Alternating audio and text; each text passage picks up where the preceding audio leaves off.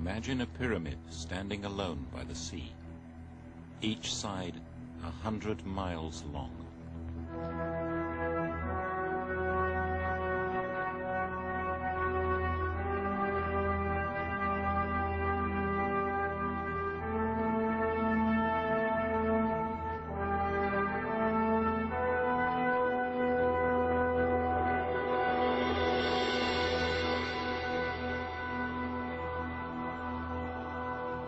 It's a mountain, nearly 4 miles high. In its folds, imagine every different climate on Earth.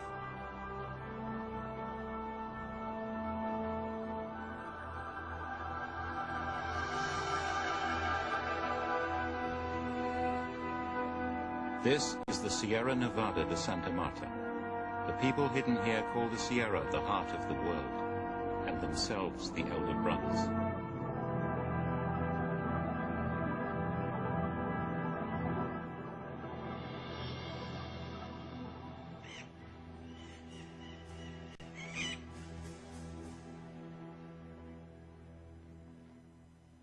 The Great Mother created the world in water. She makes the future in it. This is how she speaks to us. We look after nature. We are the mamas and do this here. And we mamas see that you are killing it by what you do. We can no longer repair the world. You must. You are uprooting the earth. And we are divining to discover how to teach you to stop.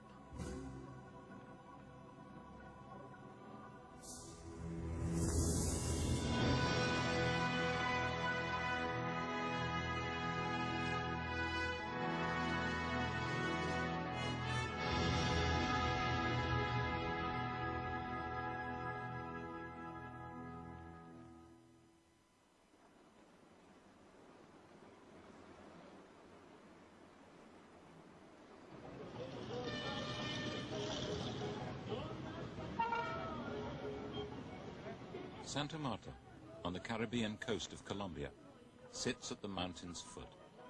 It was founded by the Spanish in 1525.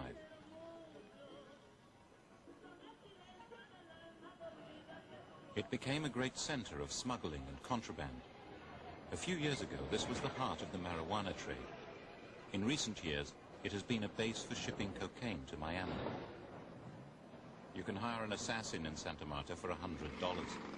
Every sunrise reveals another murder. Like any city, Santa Marta's out to make money. Santa Marta would like to be Los Angeles or Miami. It belongs to our world.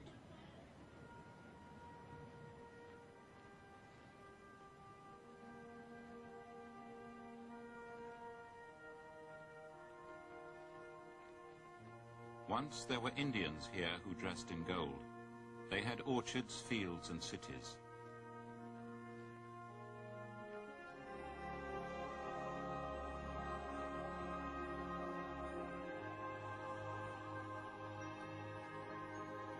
The Tairona civilization vanished, like all Indian civilizations in South America.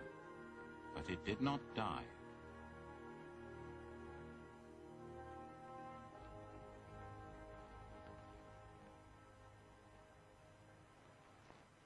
"400 years ago, they withdrew for safety into the heart of the world. The children of the Taironas still have their cities, their roads, their orchards. And from the hidden folds of the mountain, they have watched our civilization in silence. But now, the descendants of the Taironas have summoned us. This film is their first message for centuries.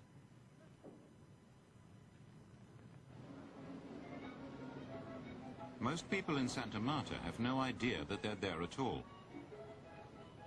All they know is that there are some relics left by the Taironas.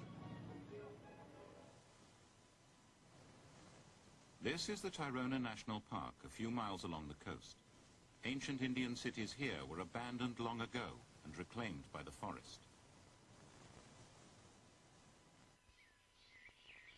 It's supposed to be a protected archaeological area, but Indian graveyards here have been turned into open-cast mines by looters.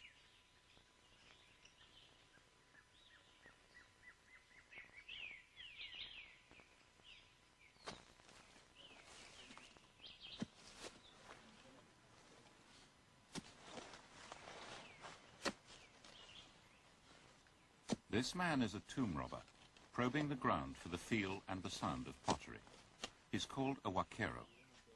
Huaca is an Indian word for a religious object. Perhaps once a year, an experienced huaquero strikes gold. And if he's exceptionally lucky, he can make £10,000 for his year's effort, which is more than he can earn any other way, except through trading in drugs.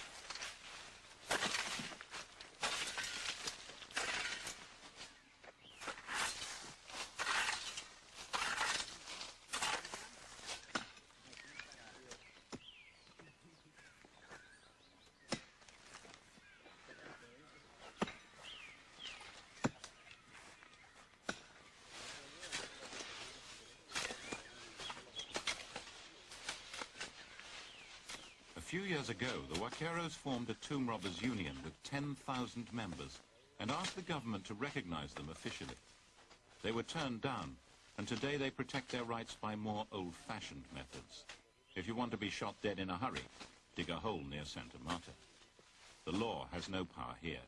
These robbers are working in full view of the public.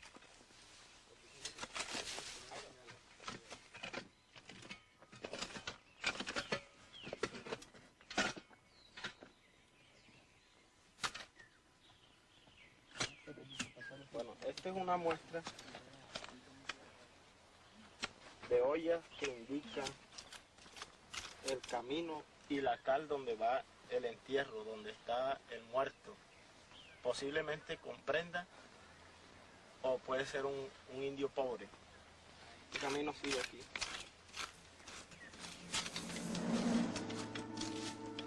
The path is a finger that sometimes, very rarely, points to gold. We shall see.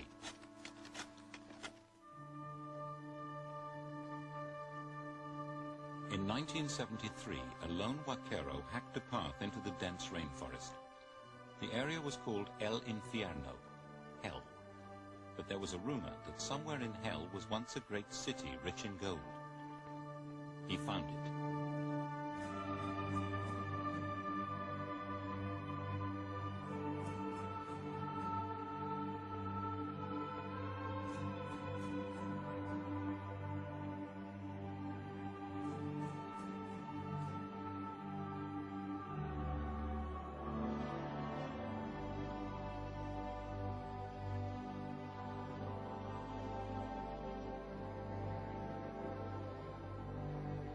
The huaquero had found a monumental ceremonial city. But what was it? How did it die? Today it's known simply as the Lost City.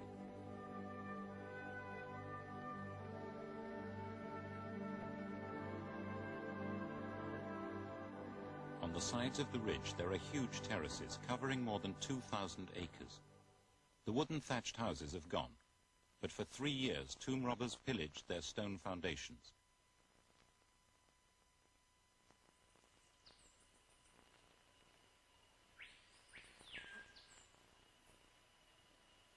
Unbelievably, it was only 15 miles from Santa Marta. But there were good reasons why it had disappeared. El nombre del infierno pues fue puesto por lo duro, lo fuerte para venir aquí, para dormir, para cocinar, para todo era muy duro, muy fuerte. Uno pues en ese tiempo era demasiado duro para aportar los alimentos, para cocinar. Había personas que pues se interesaban en venir aquí, llegaban aquí sin alimento.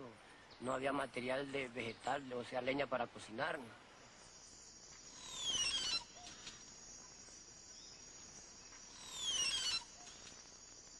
Eventually, Frankie led the archaeologists into the jungle, and they began to recognize that the civilization that built the lost city was very advanced indeed.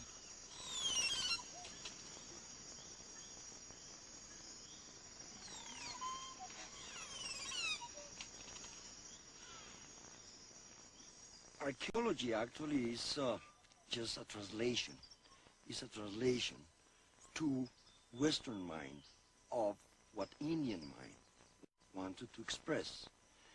Now, if the question is what the Indian mind wanted to express, building this city, I will say that they wanted to show that it is possible to have a good density of population in a very beautiful environment like this one without destroying it.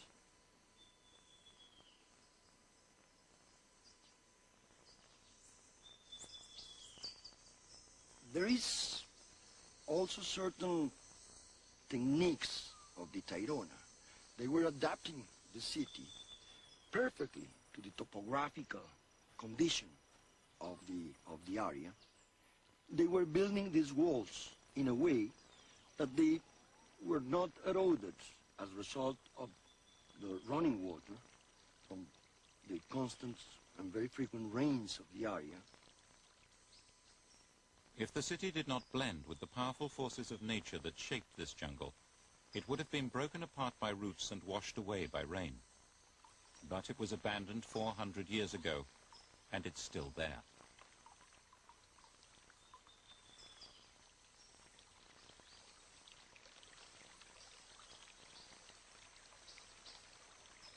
The paths and stairways carry away the water without damage, and they also link the city into a network of roads covering the whole mountain.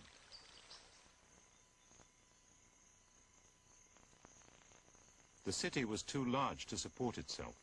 It depended on supplies from other areas of the mountain. The Tayrona treated the whole Sierra as a single system.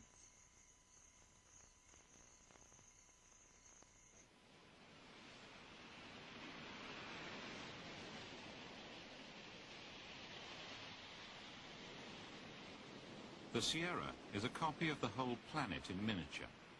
At the edge of the sea, it's in the tropics. It's very hot and very lush.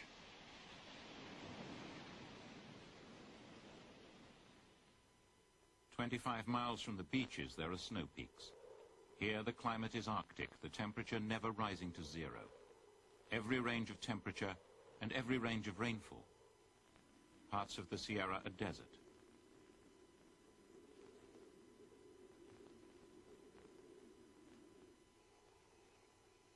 Other parts are tropical rainforest and mountain cloud forest.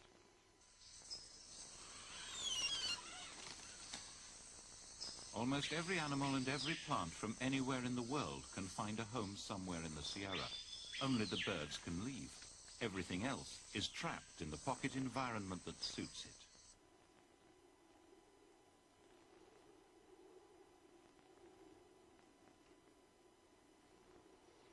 They were using the Sierra, not going against the Sierra, see? They were using the Sierra by its climate levels. So people that were allocated in the lower part of the Sierra were people that were fishermen, and these fishermen were the people that were producing the proteins and the salt.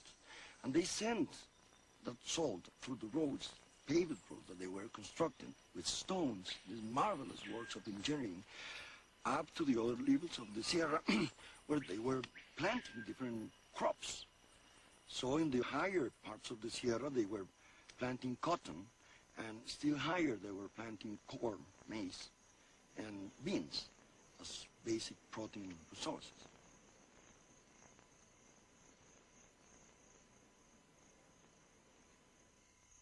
The whole Sierra was farmed and structured.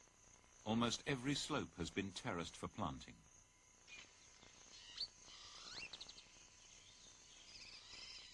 And even what seems to be jungle turned out to have been shaped by humans.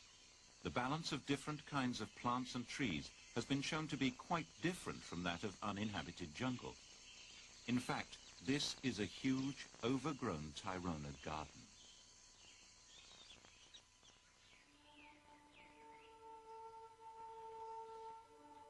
By the roadside, at the entrance to the lost city, there's a carved stone. It seems to be a map of the complete system, covering the whole mountain massif. But although there are many ancient roadways, they do not fit the map. The map stone is clearly important, but what is being mapped?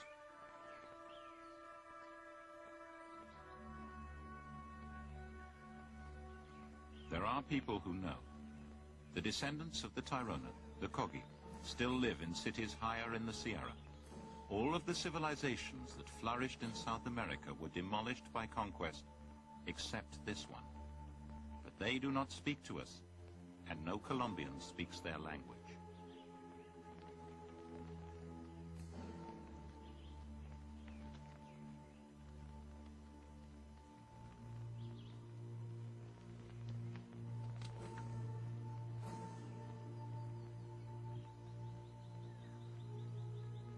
The Kogi do not like strangers walking their roads. They call us, the younger brothers, children who do not understand how to take care of the world.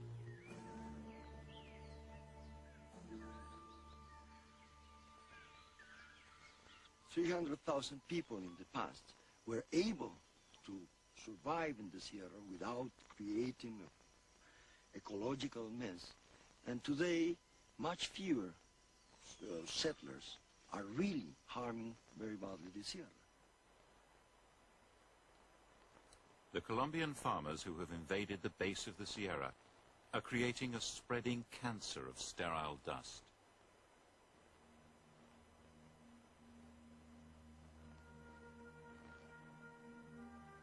But neither the original conquerors nor modern farmers have ever colonized the higher parts of the Sierra.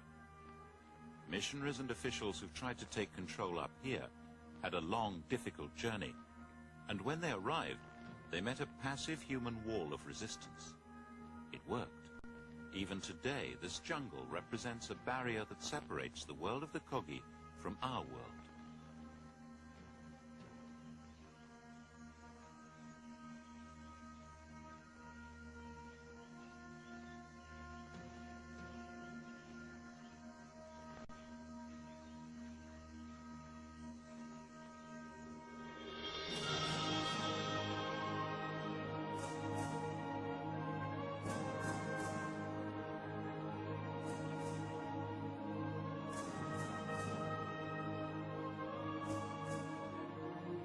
Here there are still towns without the wheel, farmers without the plough, educators without the written word, priests who have the power of government. To learn how the Tairona organized the life of the heart of the world, we would have to go to the Kogi. Everyone said this was impossible. A government official who the Kogis trust climbed the mountain with my letter. A Spanish-speaking Kogi went with her to interpret it. And eventually word came back, the mamas wanted to speak. They said they had a message to give to the world. We would not be allowed to see everything or to learn every secret.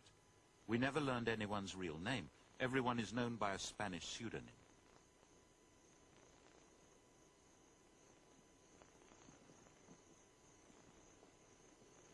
I was told that I should bring whoever I needed and whatever I needed. That's me, Alan Herrera, with the mule. The Kogi, naturally enough, called me the BBC. Whatever I was there as a messenger for the younger brother.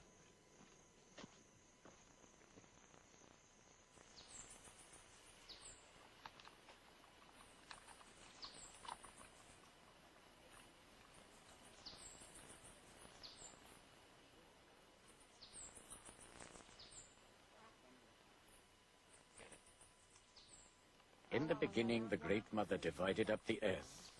She sent you far away, far away, far away. And in this place, she put us. Then the younger brother came back again to this side of the world. He came back again. And he started to destroy, and he started to kill us. So now you've reached here. The younger brother is at the gate of the elder brother. We would like guards to keep younger brother out, like the beams that held our bridge. Each of these wooden supports is like one of the 9 worlds. They should keep us apart, apart, apart. Yes, they should. We want you blocked from crossing over. We do. Younger brother climbs, and we retreat before him. He has taken our lands below, but the lands above are closed to you.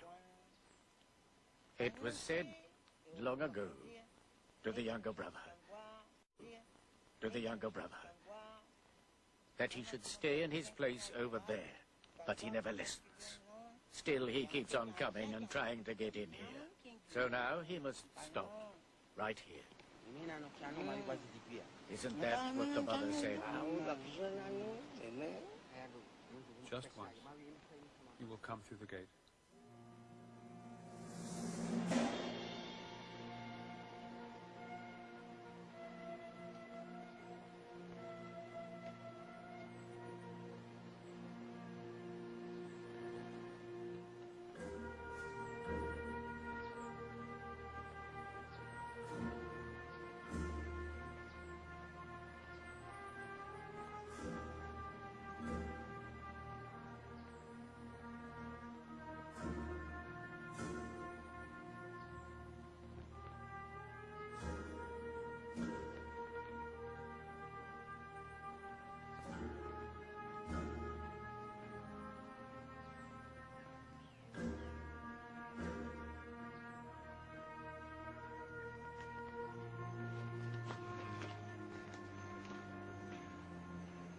This is my third successive January in the Sierra, but it's the first time I've ever been allowed up this far.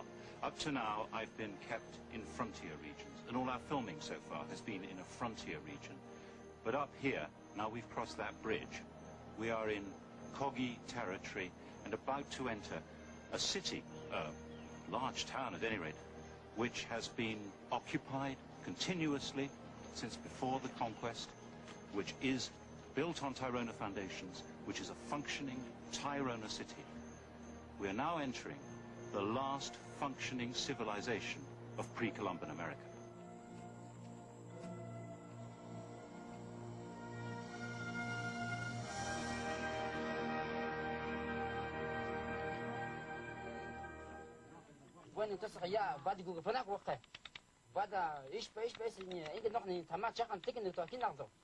It's madam give what the kick about the question of that. Making me give I mind Tamam in the Kadak with Kashapanki. Kagun ink I do the Shipan inky. No Kashimingo. When does Yafka you okay? Higa. I get medical and out to medical, you don't know mind into Yankee. Make a Jay.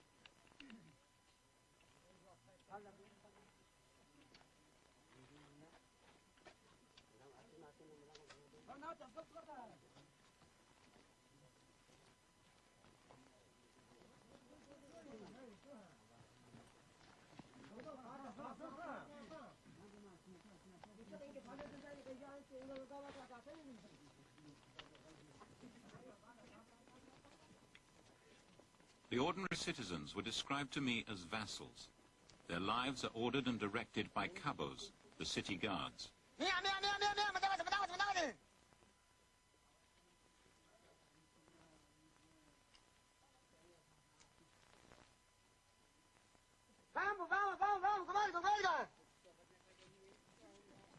They control what comes in from the outside.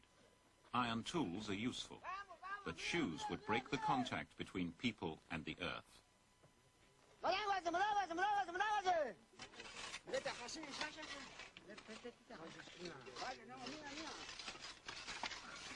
Cabos are drawn from the vassals.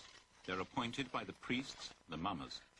They take their orders from a commissioner, also appointed by the mummers. All, mummers, commissioners and cabos, are confirmed by divination.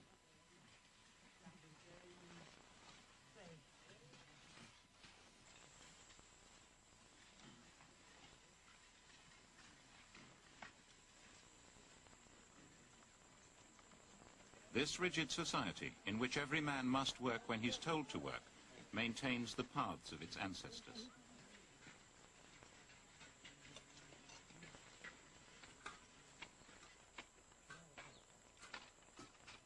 Mama means the sun. The mummers are the enlightened ones. They watch over the community and maintain its purity.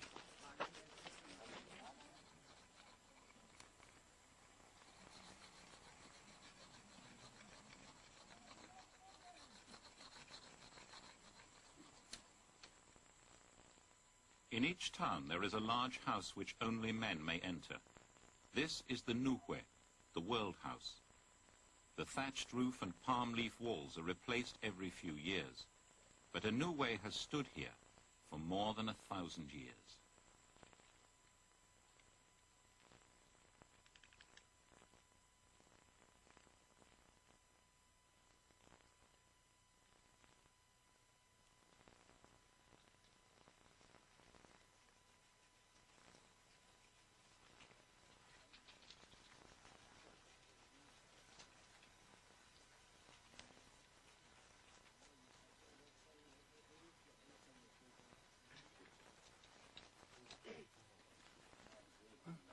I'm here. We all are here to give a warning. I'm speaking on behalf of us all, to send out a message to all the younger brothers, and I'm going to have to say it in a way that they can understand. Not just a message for the men who've come, and whatever place, wherever it is they've come from. Not just for the men who've come. I want the whole world to listen to the warning that we speak to you.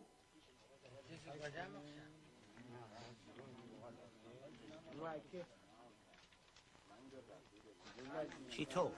The Great Mother taught. She taught us right and wrong. And still we have not given up living in the way and knowing right from wrong as she taught us. We remember her teaching and live by it. The Great Mother taught and taught. The Great Mother gave us what we needed to live, and her teaching has not been forgotten right up to this day.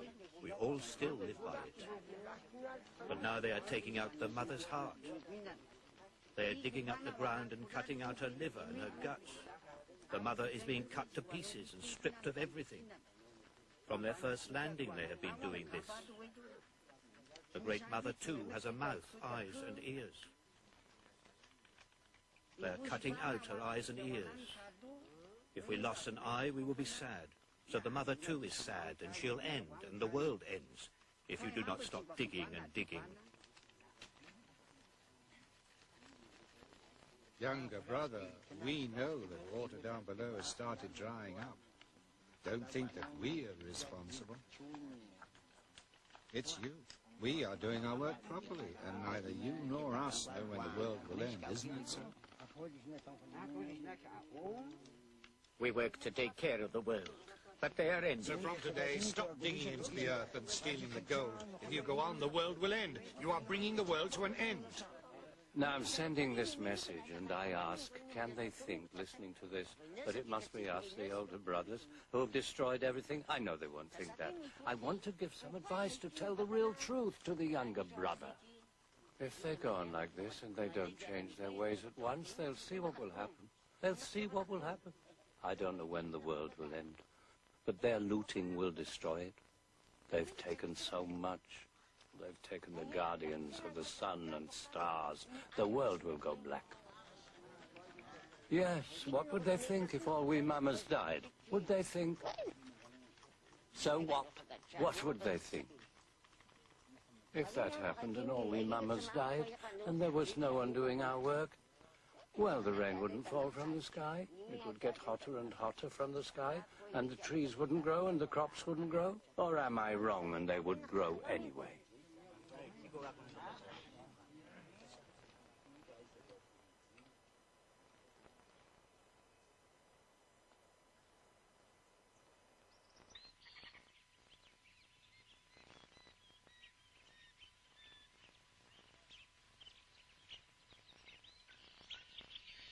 Are we really meant to believe that the Kogi have been secretly taking care of the world for centuries?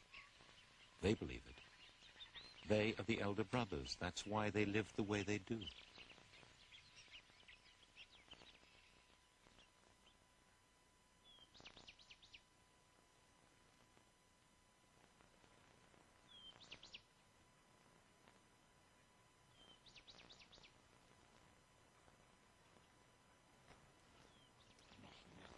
This boy of 18 is being initiated as a man. Dried leaves of the coca bush, tended and picked only by women, eaten only by adult men, will numb his mouth.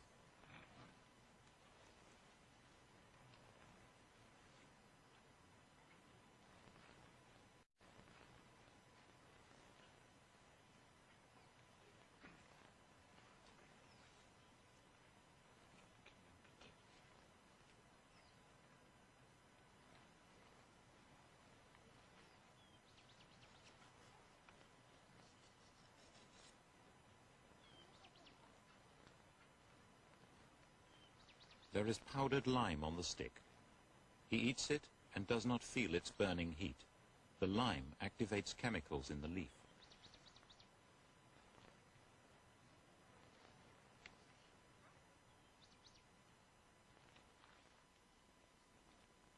They believe that natural coca civilizes men. The toasted leaf they chew is as far from refined cocaine as rye bread is from rye whiskey.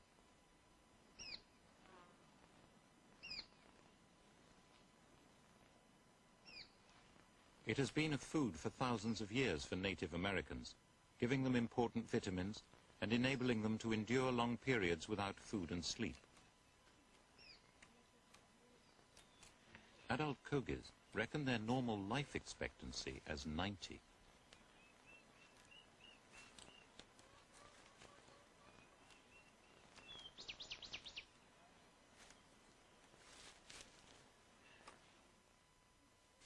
The lime is kept in the poporo, the symbol of manhood.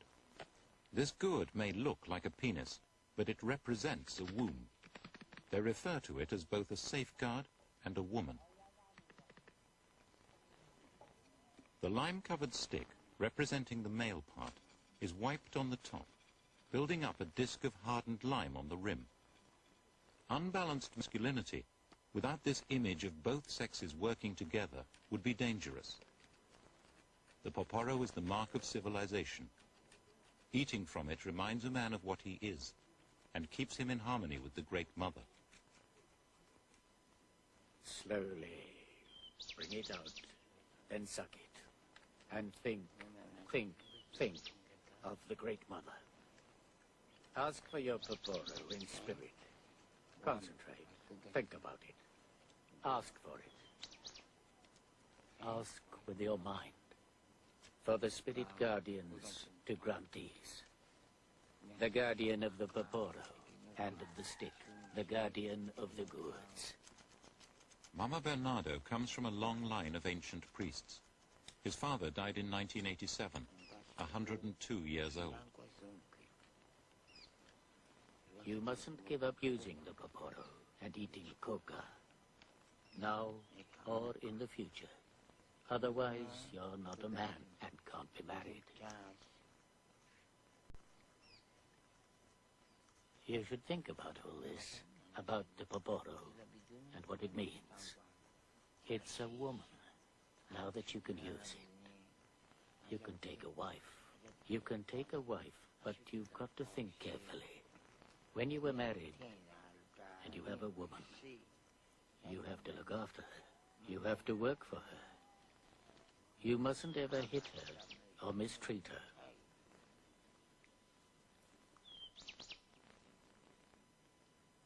At night, before you sleep, chew the leaf. Chew 4 times at least, to help you think clearly. And think what you're going to do the next day. What things need to be done, and how you're going to do them. Think it through.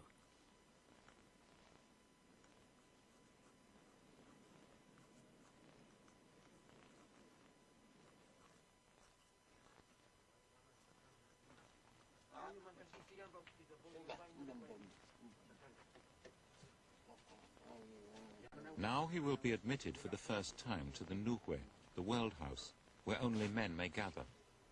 He will sit for 4 days and nights with his face to the wall. He will neither sleep nor eat. He must listen to the teaching of the town officials and elders.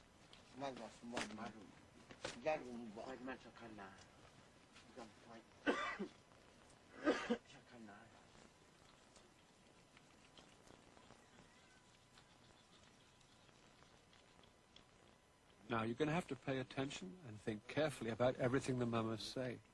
You must listen to their words, you must remember what they tell you, and you must think about it very carefully. And that way you will behave well. You can't just cut banana trees. You can't cut them, because banana trees are like your father, like your mother. You have to respect them as much as any person. You must be respectful. You shouldn't cut down mango trees, or avocado trees, or guayaba trees. Any growing tree is like a human being, and they hurt too, just like you were cutting off your own leg. Nor should you disturb stone.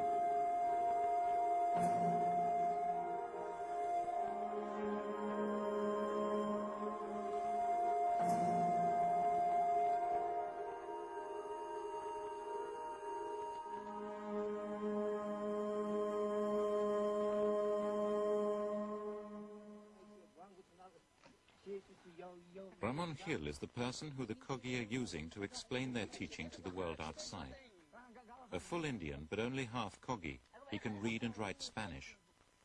The Mamas taught Ramon for 14 months and then sent him to communicate with us. Humans need water. They have to have water to live. The earth is the same. It was made perfect by Saranqua, but now it is weak and diseased. The animals die, the trees dry up, people become ill. Many new illnesses will appear. There will be no cure or medicine for them. And the reason is that younger brother is violating fundamental principles continually, totally. Drilling, mining, extracting petrol, minerals, stripping away the world. This is destroying all order and damaging the world. BBC, tell the younger brother, open your eyes. Hear the Mama's law and story, learn how things really are.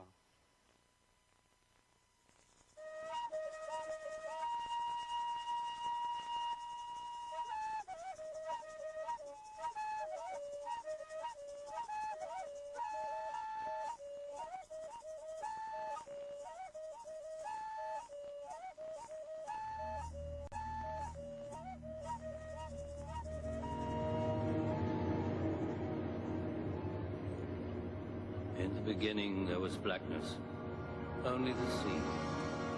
In the beginning there was no sun, no moon, no people. In the beginning there were no animals, no plants, only the sea. The sea was the mother. The mother was not people. She was not anything.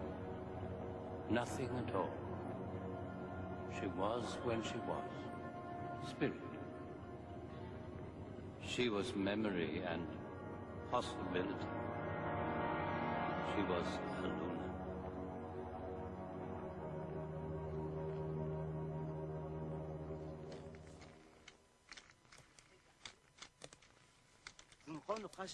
We must explain these things.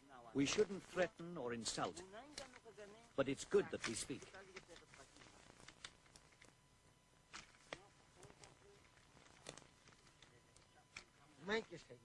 We must show them how we work and how we offer our tribute to the Great Mother, so that they know that we are here working for the younger brother too. The Mamas work not only for the Kogis, but for all the people in the world. The Mama stands up. The Mama is not angry, not even with younger brother, although he did harm. The Mama must look after younger brother and elder brother, and the animals, and the plants, and all that is natural. Because the Mama has a duty to care for the future of all kinds of creatures, and all kinds of people.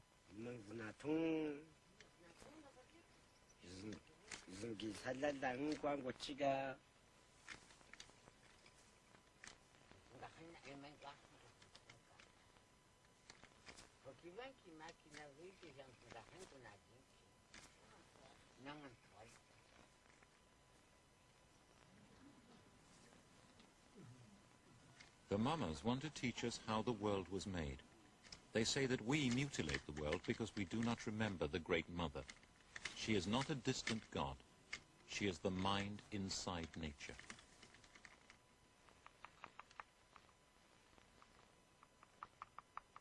Where does the idea of Earth come from? Where do we get the idea of water? Why do we have a word for it? These things were conceived in the beginning, before the dawning. Conceived in the beginning, before the dawning. These were ideas, water and earth. We can only have ideas of things that have already been conceived in a Luna. Before the dawning, before there was anything, we were conceived in the water of a Luna. So were the trees, the mountains, everything.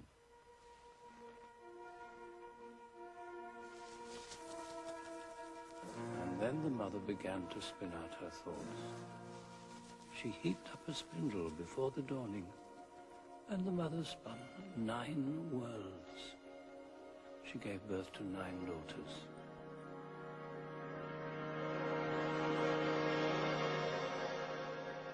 Each world had its own color. and she gave birth to sons, the lords of creation. One was Saranque, and then she wondered, how will we create a living thing? It was hard to understand how to make a human. The mother and her children had to think very hard. How does an eye work? How does a foot work? And when it was done, the ninth world was peopled. But this was before the dawning. There was still no people, no plants, no animals, no sun. Only the mother. Only Aluna.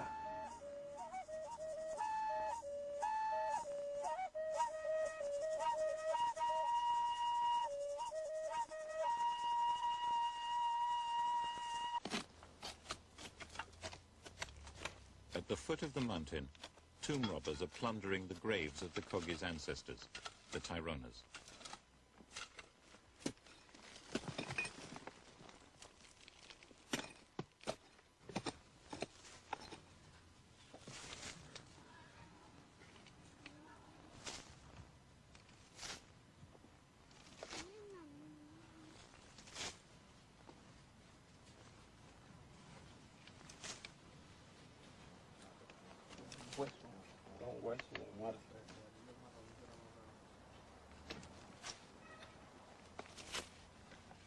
The jar is a womb of clay for the dead.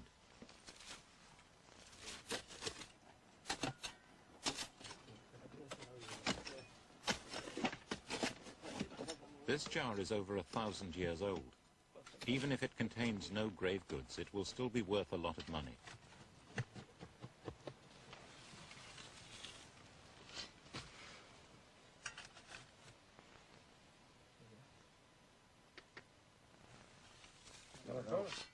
Sí, caracol, burgao.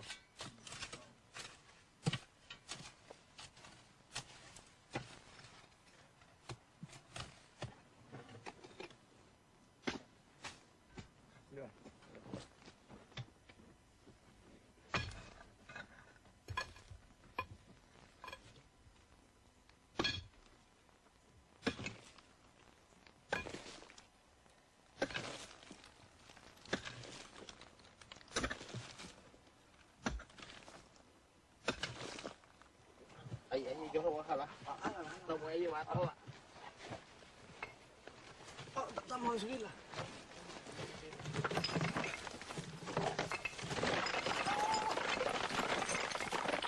Ahora sí, Marta. ¿Te das cuenta?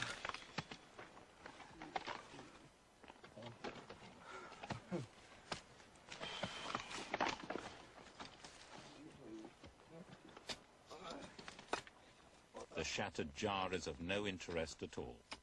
These men are not academic researchers.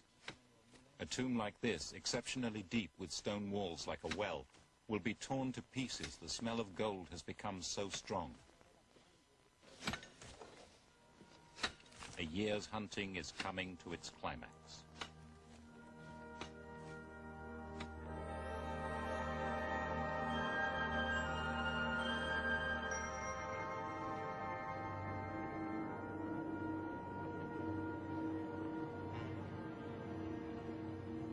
The mother bled.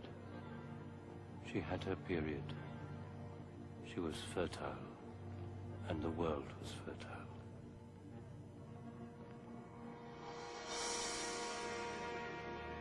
Her blood is gold. It remains in the earth. It is fertility. Gold and water, blood and water, are necessary for the life of all things. And then human beings were made to care for the living things. The plants, the animals. This is why people were made.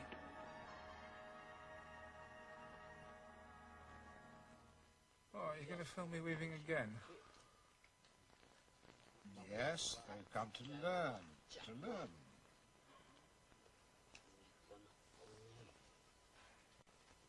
I'll explain. So say 9 threads. 9 threads. Makes a block. To make a cloth takes us almost a month.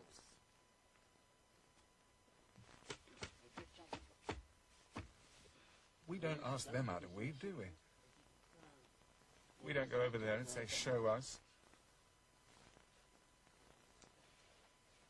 If the cameraman breaks my shuttle, I'll hit him.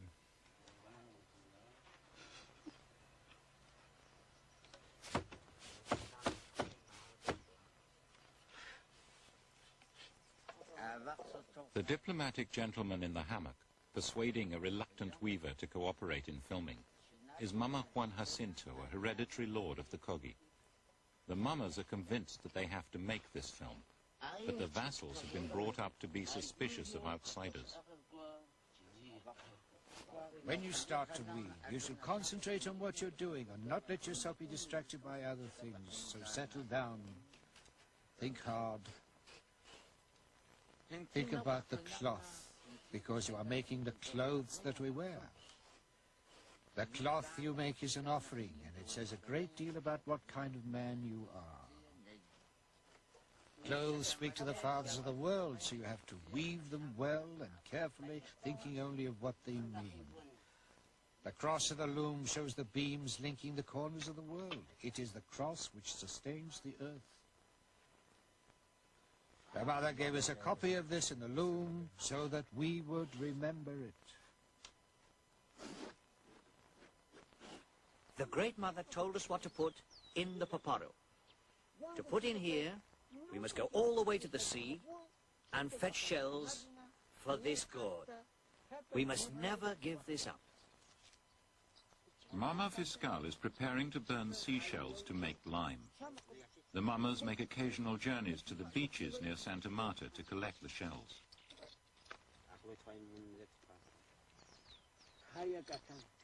The uprights are called cabos, guards. They defend the order of things. All Kogi life is enclosed by this order.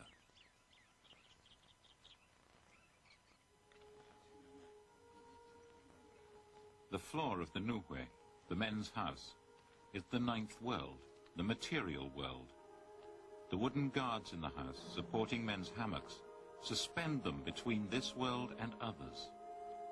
These other worlds are seen in rings around the roof.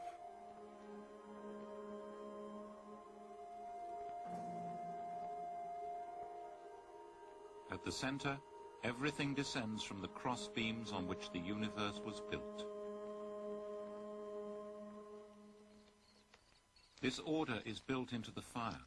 9 shells for the 9 worlds, the 9 children of the Great Mother.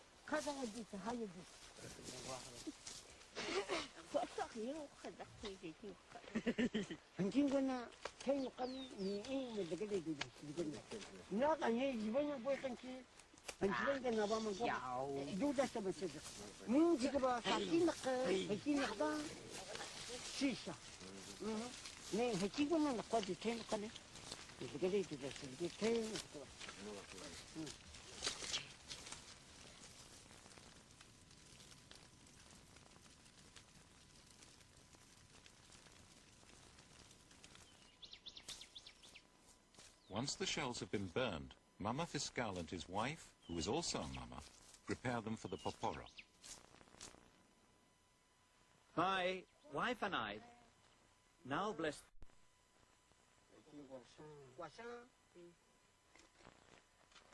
When you're doing this work, preparing the shells, you shouldn't be using the paparo and you should not be thinking about anything else at all.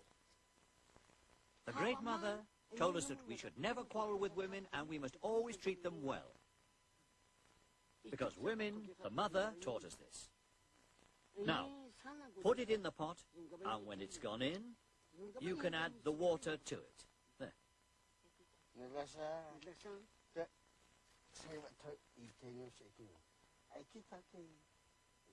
He has explained everything. You should be thinking how it was that the mother gave it to us in the beginning. The mother gave these things to me, too. I still know. I haven't forgotten what the mother taught. And the younger brother mustn't think that women don't know. I am a mama. I know how to give a boy his poporo.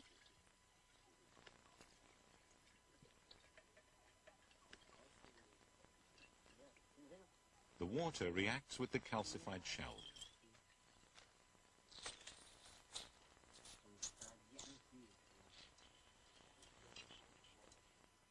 Mama says in our history, Mama says that here in this land,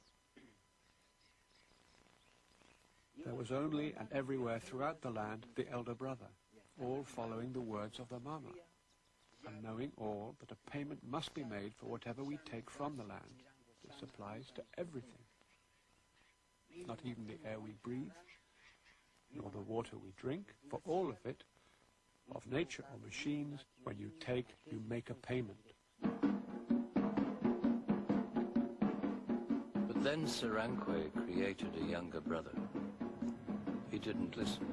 He did not understand. He would dig in the earth, tear at the earth, wound the mother. And Sarankwe said, we will send him away. We will make a division. The sea. The elder brother here in the heart of the world. The younger brother there, across the sea, where he will not harm the heart of the world. And he was given knowledge of machines and sent away.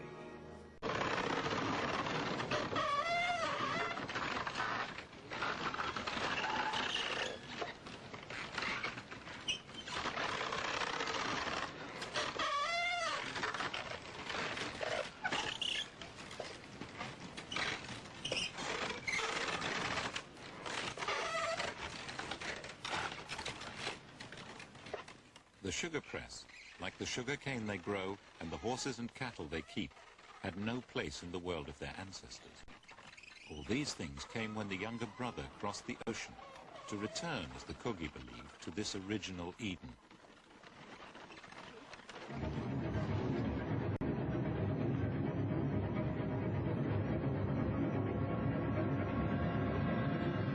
The sea, which the Indians believed gave birth to all life, had kept them apart from Europe's iron kingdoms. But the sea carried ships. They landed in 1514, and their commander had a document read out on the beach. I assure you that with the help of God, I will make war on you in every place, and in every way that I can. And I will subject you to the yoke and obedience of the Church and their highnesses. And I will take your persons, and your women, and your children, and I will make them slaves. I will take your goods, and I will do you all the evils and harms which I can.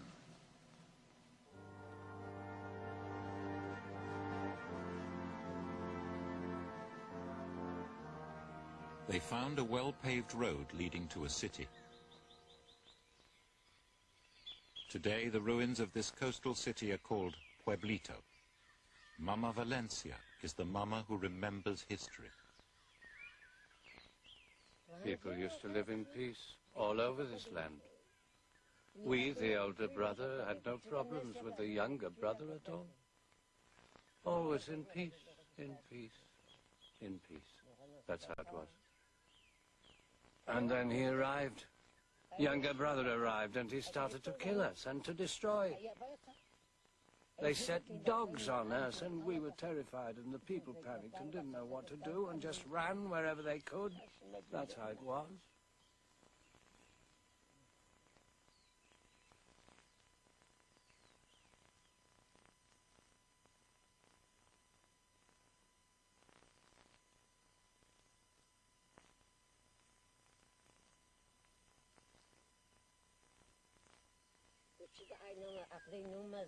Things fell from our bags as we ran and scattered everywhere.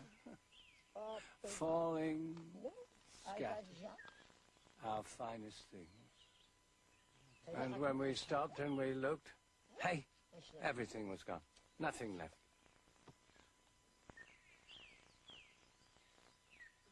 Mama Valencia's account of what happened here when the Spanish first came is fully backed up by the chronicles. In fact, the 5,000 or so people that lived here continued to live here after the Spanish arrived, and it wasn't until the end of the 16th century that relations finally broke down to such a point that the city was wiped out.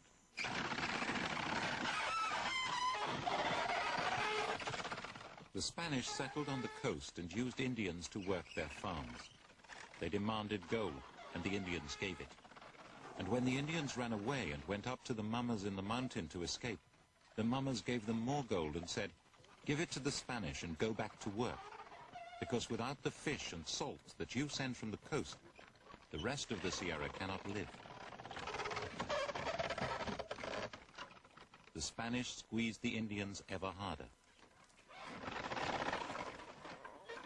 But in 1600, after nearly a century of coexistence, a new governor in Santa Marta provoked a major uprising. He presented the destruction of the Tairona as a moral crusade, with the utterly bizarre conviction that they were all homosexual. Spanish men spent a lot of time together, whether they were soldiers, sailors, or members of one of the many religious orders.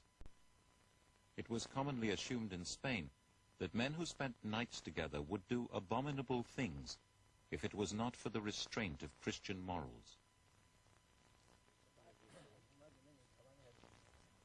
The Nue, where men talk and sleep in the city, was called in Spanish the House of the Devil. Earlier Spanish conquistadors had Indians thrown to the dogs for supposed acts of sodomy. The new governor said it justified war on the whole Tairona culture. The balanced pattern of life in the Sierra collapsed as tens of thousands of refugees fled up the mountain. Most died of starvation. We lived in peace over this whole land, and I ask myself now, how could they have come here? How could they have done these terrible things?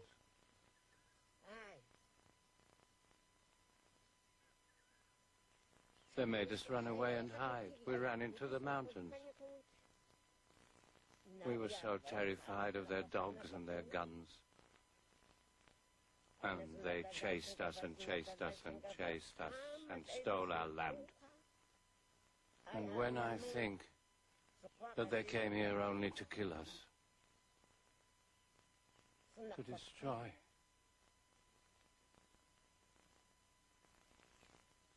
no, it's unbelievable. They stole from us. They took our land so that they could live here. Wasn't that how it was?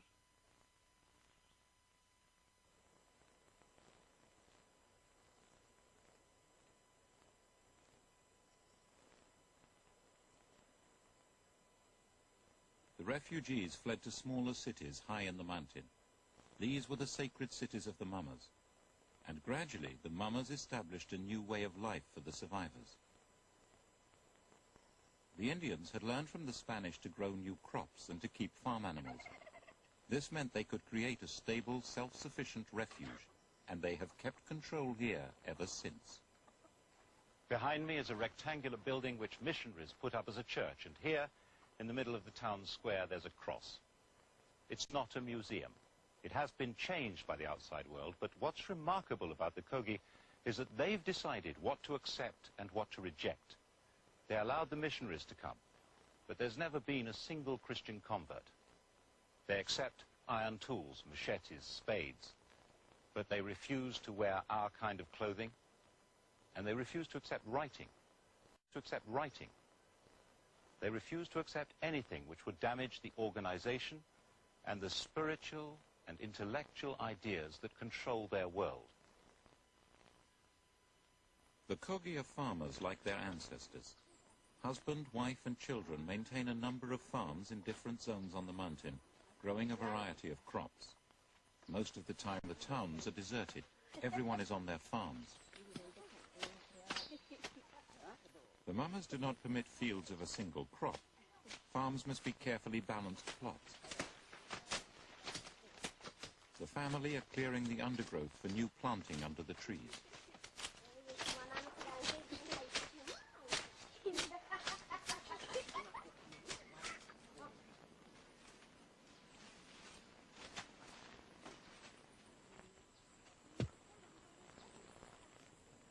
beans are being planted close to the farmhouse.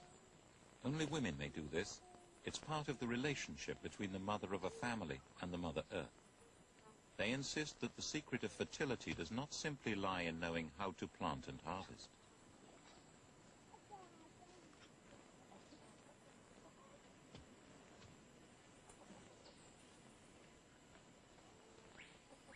Everything we plant must be blessed. They must be helped to grow. Beans, corn, they all have guardians. Fruit trees too. They all have guardians. They all have guardians. We must ask the guardians permission. If we didn't do that, then if crops aren't blessed, how can they grow properly? They dry up and rot without it. That's how it is. A family farm always has two houses, one for the man and a separate one where the women and children live. Babies are conceived in the fields, never in a house.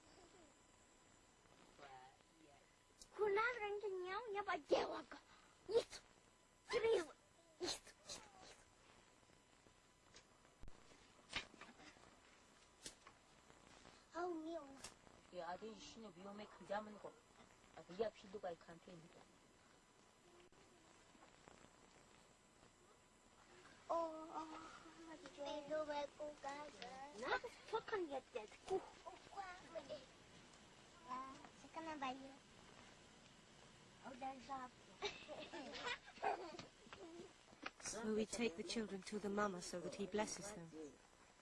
And then he'll look after them and take care of their health and spirit. And when the children get sick, you have to take them to be healed.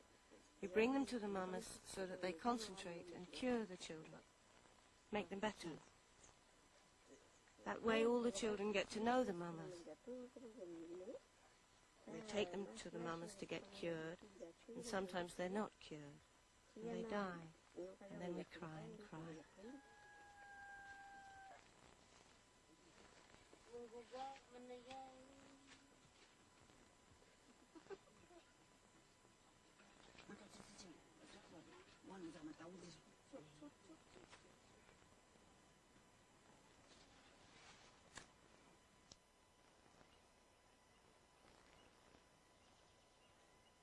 The mamas tune themselves to Aluna, the inner reality of the world.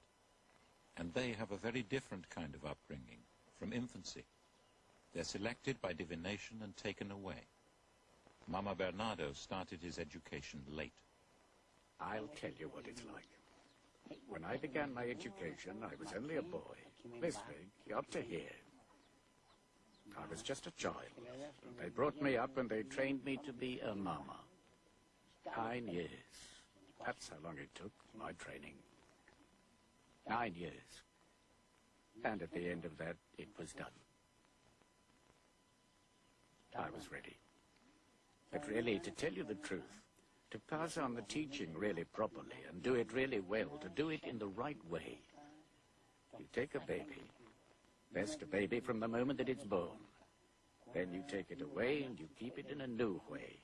To make a mama like they used to, then you have to take the child as soon as it's born, and from then on you keep it shut away.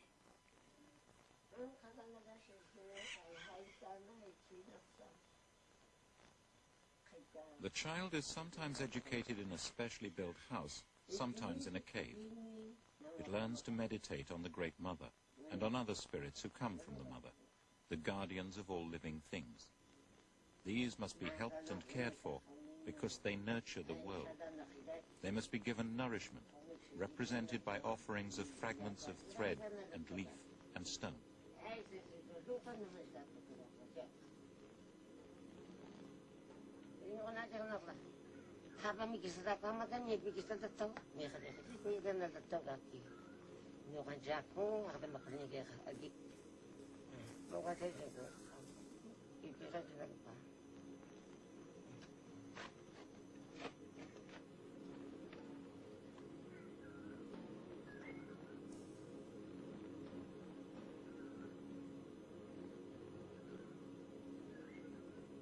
have to take this little baby and you wash it in a stone grinding trough, swirling the water, making it pure to wash the baby.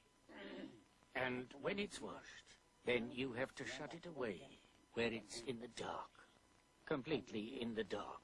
Dark, that means you shouldn't even light a fire, no light. It should see nothing in the dark, all alone.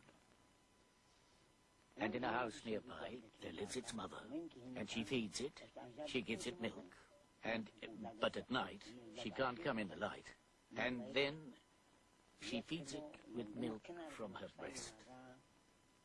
Then she goes away again.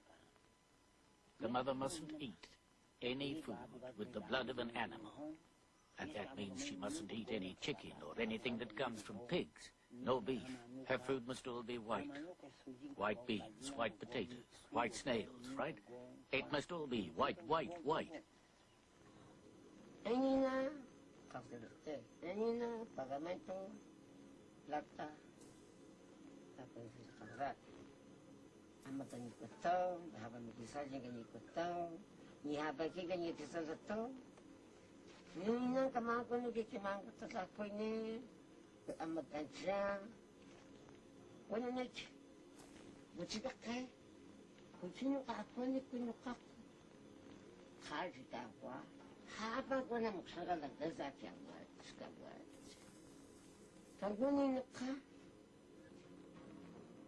In a sense, the student mama has been kept in a second womb. To 9 months have been added 9 years.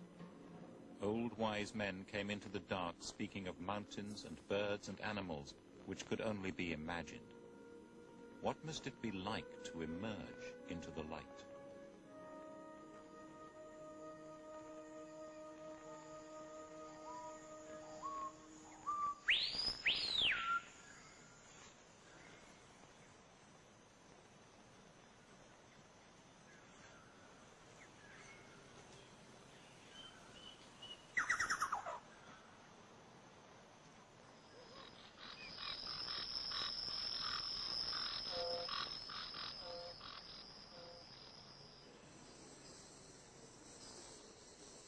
For all his life, the child has known the world only as an idea.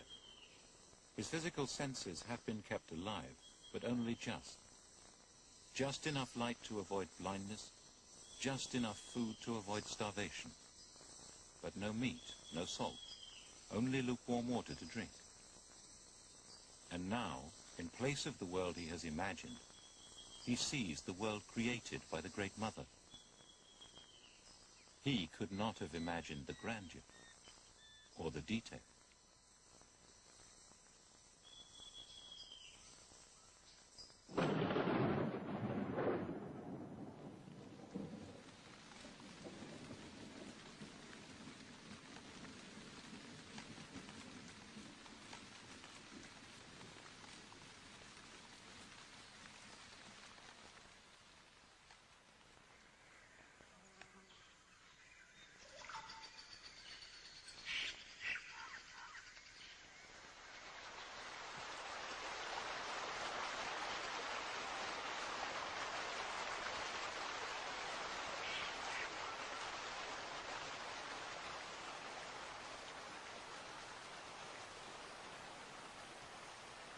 What a power there is in the mind of the Great Mother to conceive all this. And this power has been shaped in so many ways, so many forces. A vibrant, powerful dance has been shaped. The dance of life. He has been told of it, but he must be dazed by it for the rest of his life.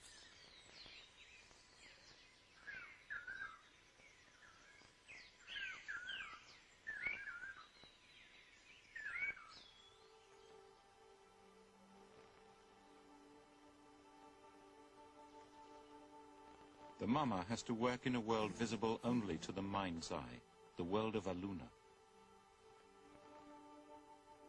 The offerings he learned to make in the dark are now made in the light of day, creating harmony in the spirit world and in this one. The stone paths of the ancestors are traces of the spirit paths which the mamas walk, in a space we do not understand.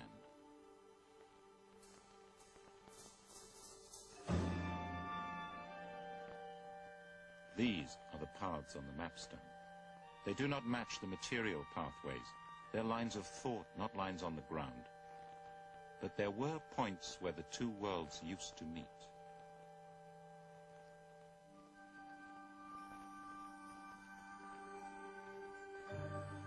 At these sacred places, gold was hung from the trees.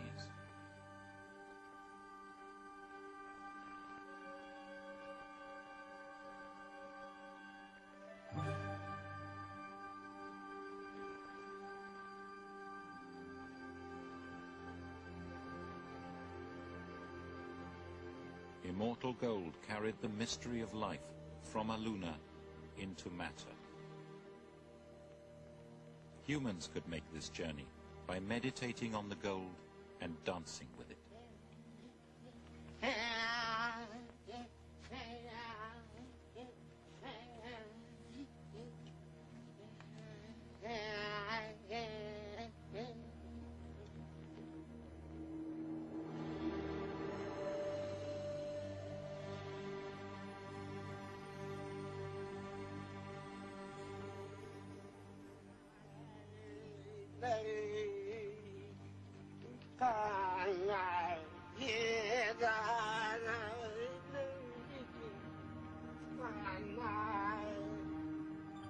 And body ornaments of gold helped humans play their part in the dance of life.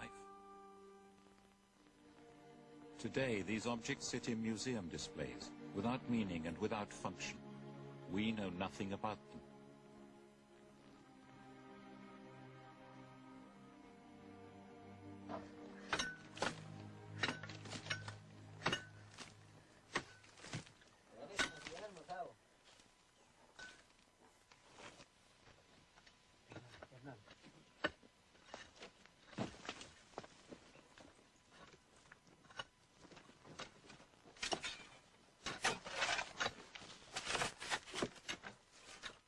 Down below by the sea there were the gold guardians. The guardians of yucca and of the trees. All the trees and all the birds were there. In the ground. They cut the earth, dug them out. They must stop doing it.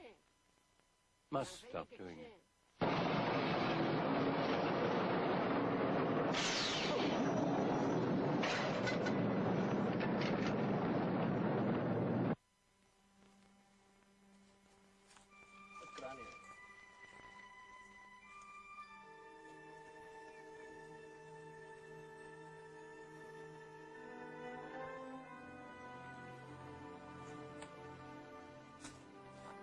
We once had golden bowls for divination, gold images, gold oracles, all these things. We prophesied with gold. We had many things. Younger brother took it all. So now we sorrow, we're weak, and see the earth is decaying, it is losing its strength because of your greed. You take gold and all the minerals out of the earth.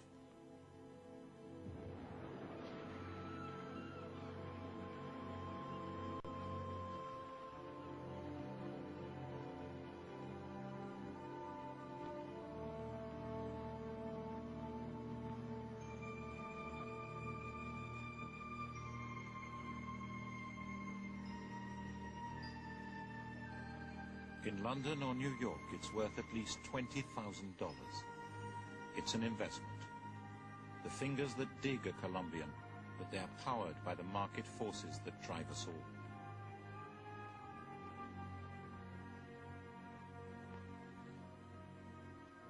The Kogi believe that the sacred network that keeps the earth in balance is being torn to shreds. In desperation, they had to find a way to warn us. That was why Ramon was told to learn Spanish. You understand, we always had our own organization here, Comisarios, Mama, Cabo. But the older brother, to consult or to present our problems before the government, and to get them to help the community of indigenous Kogi, That needed a new organization.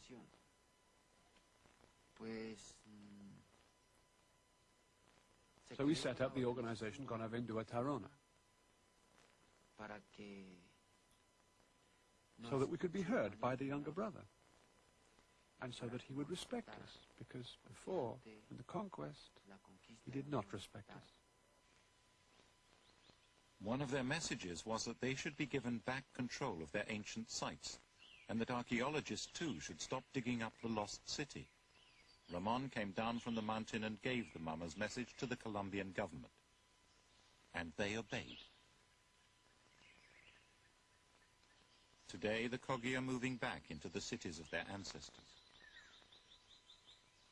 They consider this as the center of the world, and it is what we might call a whole integrated organism, from which is to call it, and each site is part of this organism. And it's the interrelation of these sites that keeps the world in harmony. And it is the duty of the Mamas to see that the world remains in harmony. This is the way they consider that they are responsible for the harmony of the world. Now, if you take out one of these sites, or if you excavate, and you take out what is buried in these sites, you're taking out the fundamental energy.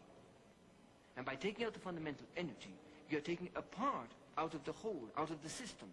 And therefore the Kogis cannot be responsible, cannot handle the harmony of the world anymore. And that's why they consider fundamental that each part be integrated into the whole. Now what's interesting is that it's when the Kogis explained this to the government, the people that insisted most was the special office in the presidents, the special advisor of the presidents for the peace process in Colombia, those that are dealing with the guerrillas. It was the head of the peace process that said, look, if we're looking for peace in the country, and they're looking for harmony, we must listen to their way of finding harmony, and therefore the site must be returned to them.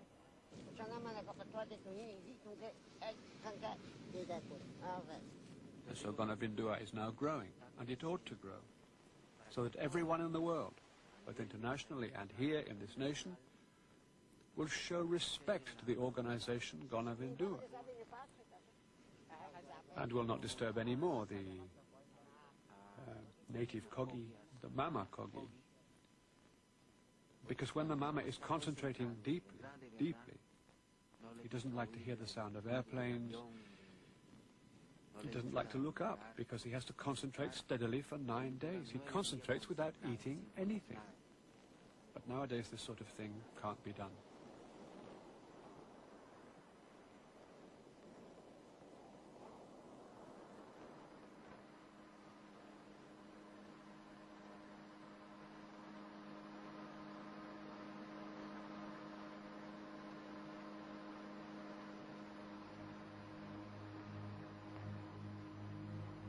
This was the site of a sacred freshwater lake. It was drained to build a power station. And here the Kogi have come to try to restore harmony to a shattered world, to struggle to give back its balance. They have to restore harmony over the whole Sierra, the heart of the world. While offerings are made down at the sea, others are making them high on the cold peaks above.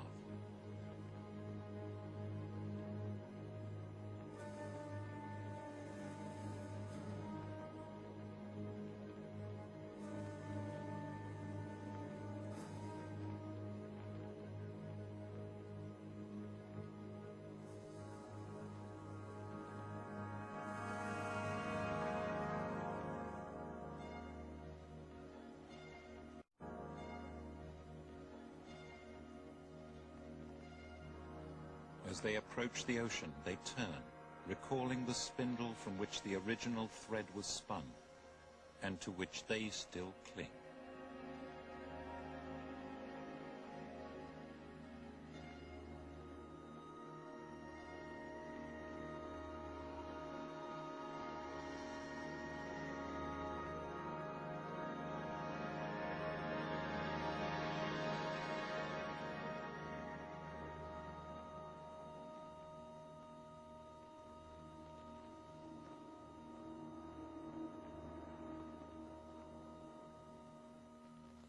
Because you take out so much gasoline and minerals, the earth is becoming steadily weaker. And so the mama has been thinking, what can we do to make sure that the younger brother fully understands? Because the mama says that it's very difficult for the younger brother to listen well and to hear. But it will be even harder for him to give things up. But he's going to have to learn. The younger brother must listen carefully to the history of the mama, the law of the mama, the beliefs of the mama.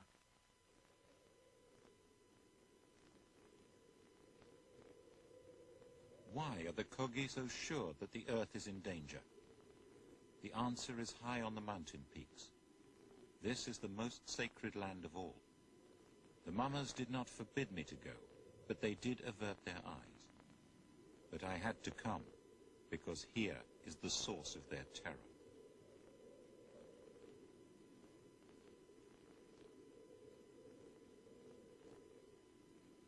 This is our last day in the Sierra, and it's the highest point that we're going to reach. This is the tundra, what they call the paramo. To the Kogi, this is the most sacred place of all, because this is what fertility depends on. The most important payments that they make to the soil are the ones which are carried down from here to the sea, and from the sea back up here. They mirror a natural exchange, a water cycle on which the whole fertility of the Sierra depends. This is where the rivers are born, as meltwater from the snow and the glaciers flow down to the sea through the forests and jungle. And that water comes back in the form of clouds, whose water is deposited here again. The whole life of the Sierra depends on this region. Around here, it's yellow. It should be green. These little bushes once covered the whole area. Now, they're perishing. The water has gone. The paramo is drying out. There used to be snow visible all around here. Now the snow is retreating very rapidly. When the Kogi talk about the heart of the world dying, what's frightened them is the death of this area, the paramo, because when this dies, everything below it that depends on it will have to die. That's what they mean when they say that they know that unless we do something, the world is coming to an end.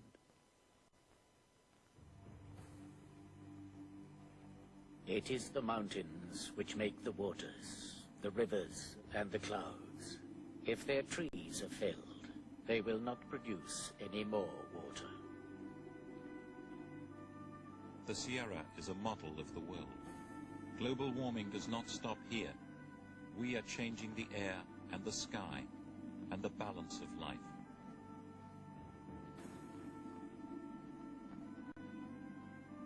They have taken the clouds from the paramo. They've sold the clouds. We know what is happening, and we're all in agreement. The world does not have to end. If we act well, the world can go on.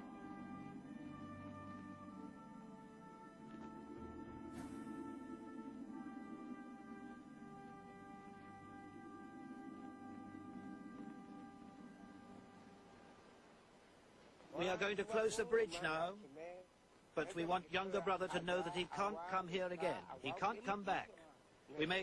We are putting a barrier here so that he respects us, understands. We don't want him coming up here and interfering with us. He has destroyed so much. Does he see? No. Understand? No. Start to understand, or what will happen? Right, that's it.